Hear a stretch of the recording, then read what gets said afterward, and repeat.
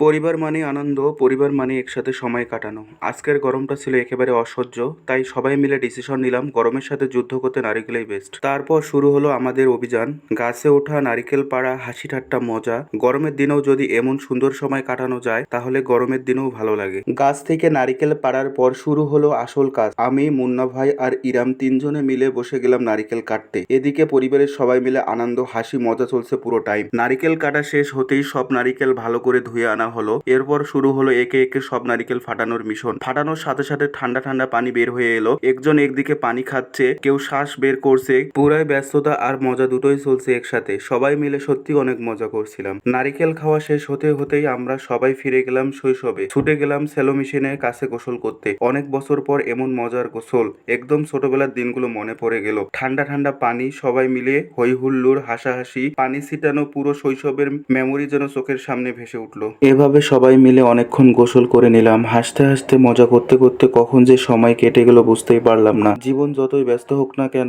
এমন নির্ভেজাল আনন্দের মুহূর্তগুলো সত্যিই বারবার ফিরে যেতে ইচ্ছে করে। ভিডিও ভালো লাগলে লাইক দিন, কমেন্ট করে জানান কেমন লাগলো, আর শেয়ার করতে ভুলবেন না। পেজ ফলো দিয়ে পাশে থাকুন। পরের বার আরো মজার ভিডিও নিয়ে আসবো।